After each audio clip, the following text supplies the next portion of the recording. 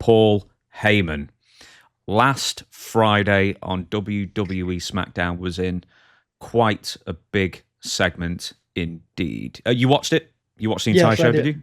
Yes, I did. I have to. It's my job. I work. This is not the only podcast I do, Mr. James. I do another one. I know. By Sportskeeda, and I got two guys on there with me, and Sid and Rick, and we talk about the show on SmackDown. So imagine the grief I was in like a year and a half ago watching SmackDown. Oh my God, it was horrible. It was really horrible. So I would think that the rating wouldn't change because when people start watching the show back then, they'd go to sleep and they wouldn't leave. So it would it would still record them watching. But it's got a lot better recently. I'll tell you that for nothing. And that last segment was very good indeed. So, but you had some things you wanted to bring up about it as well. Well, we knew that the turn with Paul Heyman was coming, but the way they did it, I mean, they really busted his balls. They broke him down like a 410 shotgun. And, and Paul, we know that he's not a fighter. He's a big fat son of a bitch anyway, but I bet he weighs 300 pounds. But he did a great job and leading up to this. And when Roman left, his support panel left, his support left. So Roman wasn't there to really protect him. And you can see Paul, and Paul did a great job because as long as Roman was there, he'd run that mouth and, he'd say anything. But now when Roman left, now you could see by Paul's indecision and his fearfulness that he feared for his safety. So when Solo Sikoa asked Paul to pledge allegiance to the head of the table, the head of the family. And then he stood back like this for Paul to throw the lei around his neck. And he says, of course, I've seen some other joking instances. He said, well, you can just suck my, like that. But he said he can't do it. And then they just beat the living crap out of him. But that wasn't the end of it. Then they threw him outside, put him through a table. And, but I think Jacob Fatu, is that his name? Mm-hmm. And he's been long awaited too, coming in. So they killed two birds with one stone. And I think this is probably the angle of the year, the way they tied it all together. And you can tell when you're watching something like that, how good it is and how it just fascinates you. But it's all in the story. And they told this, and when you tell a story in wrestling, you got to tell it up to a point like this. Now it all makes sense. Paul is fired, which we expected. Fatu is there, which we expected. But when what were you thinking when that show ended? I've got to tune in next week and see what happens. Where is this story going? And that's the beauty of wrestling. Because they're not outrunning the horse. They're not outrunning themselves. So let's see where it goes. Now we're waiting for the other shoe to drop, which is Roman to show up. And I don't know when he's going to show up. Now, I thought they would have stretched this out a little more and actually got two segments out of it, but they put it all in one. So if they put it in one, they made Jacob Fatu look like just a monster. And they put him on the table. And I would say that Jacob Fatu, I may have said this before, but I think he's got to, they were really struggling to get Paul up. And I think today he may have a massive hernia. So if he doesn't make SmackDown Friday, they say, well, he got a hernia trying to lift that fat ass Paul Heyman off the floor. But it ended well. Now, I'm reading some other things that he's going to be gone for a while, Paul, Mm-hmm. which is, what's that old saying? Absence Makes the heart grow fonder. Yes. So, and he's been a staple on that show every week for almost 20 years. Well, maybe not that long, but a long, long time.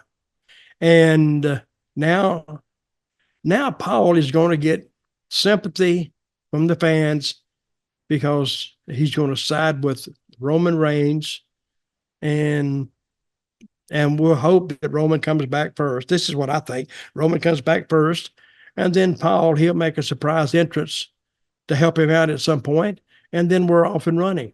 But see, they're not going to miss a step with this. We're going to go to Money in the Bank, we're going to go to SummerSlam, and we're going to keep going right back to WrestleMania. Mm-hmm. And by that time, The Rock is back. So this territory, this organization, WWE, is red hot. I remember when they got hot back during the Attitude Era. This is hotter.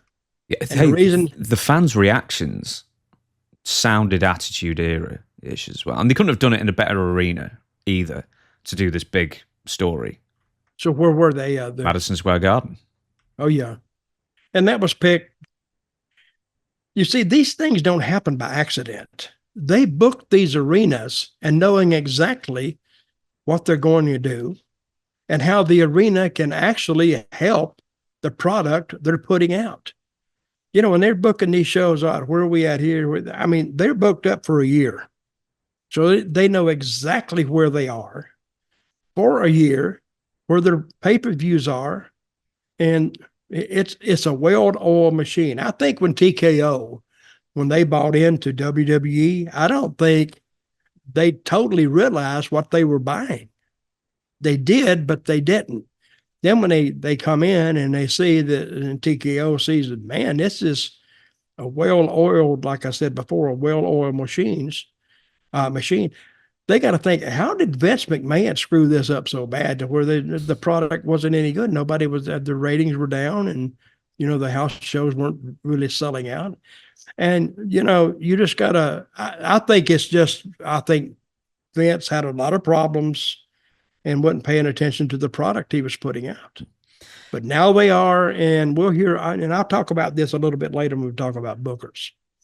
I liked that. Originally, I was watching it and thinking, man, they're sort of like rushing through it a bit, you know, at the end, because I'm so used to WWE segments of a few years ago, just dragging on and on and on to the point that you just scream and get to the point. This breezed through pretty quickly as well. So yes, it almost did. Almost to the point it was a bit jarring for what they used to do, but I mean, ultimately, it was better for it. Well, see, the new WWE fans, they're not used to this. When they saw that with Paul Heyman and Fatu, they went, wow. I mean, now that's what they like about wrestling. Nobody told them it was going to happen because it was live. No way for it. And you could probably have some news of it getting out, but nobody knew that. Didn't read nothing about it.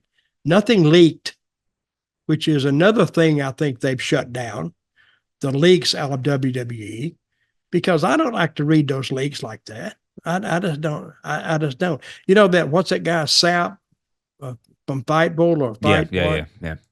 You know, I think somebody, and I think they finally tracked down his source and shot him. And hung him out back at Vince's house. Oh, Vince might be the one leaking it. I don't know. Well, Vince has been doing quite a lot of leaking, hasn't he? What? Stop it. That is in really poor taste. Yes, Ladies, he's a pervert.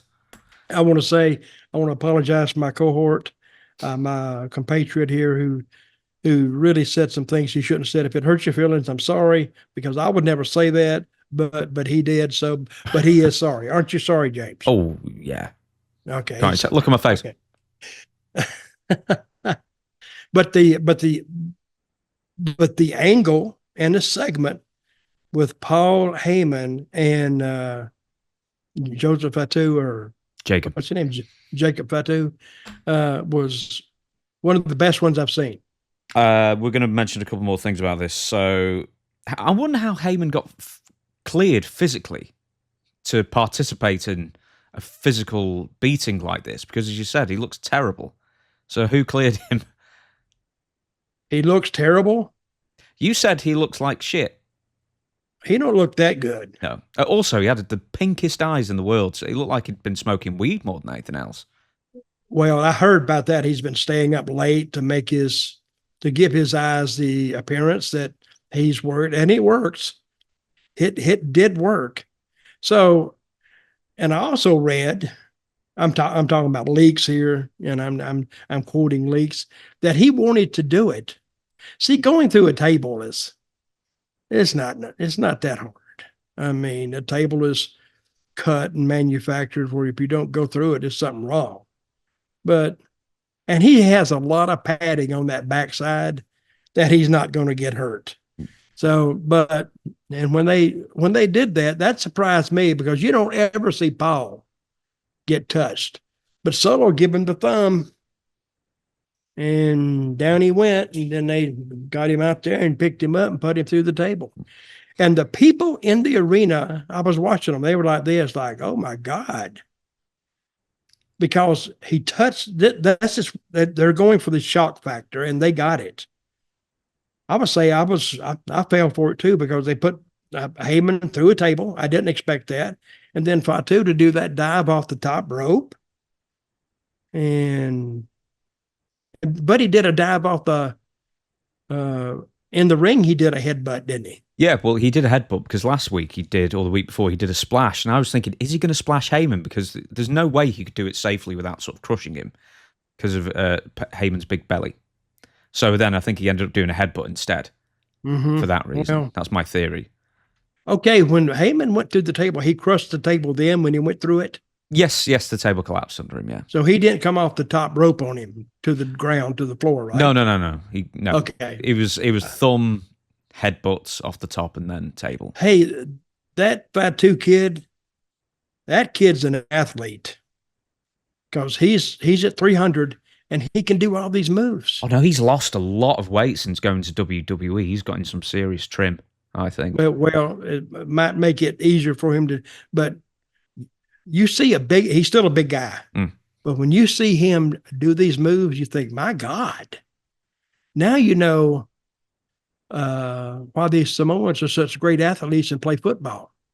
You're not a college football fan because you're not in the States, right? You're not a U.S. football fan. Brother, they have some of these, and you can tell by their names that they're Samoan from Hawaii, and most of them play, I guess, I don't know if they play at the University of Hawaii, but they are great athletes. They probably have, I guess, 10 Samoans in the National Football League, maybe more. I don't know, but they're great athletes, and it's just natural to them to perform well.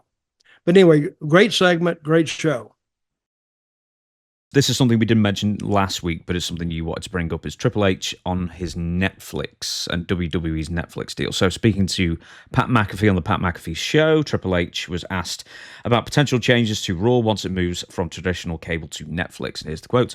Netflix is a completely different animal. It's a streaming service. How are commercials going to work? How are breaks going to work? What's the length of time? What are the restrictions? What are not restrictions? Like right now, just as an example of us being on Fox and, if the crowd chants holy shit or something much worse, they just take that audio. Sometimes they take the picture and the audio off and it's just black screen. Oh, yeah, you're talking about The Rock. Yeah, the Rock. There was a big message being delivered and you guys just want the complete nothing. Remember, that was your decision. Yeah. Look, The Rock comes in and you sort of kind of can't tell The Rock what to do, right? Like, what are we going to tell him? So he does what he does, but we won't have those issues. Netflix, right? The ability to be live globally, the ability to have everything seen all at once everywhere. It's a game-changing moment, and I think in many ways, not to disparage other partners because we want to be everywhere, but that's sort of where the world is heading, right? Is streaming services. You see the NFL sticking their toe in the water. NBA is, every sport is, right? Yes. And I think it's why this Netflix deal was so game changing, and I think everybody's going to be watching us in January. especially those other sports, from a business side, they're going to be watching to see what we do differently, and how that's received.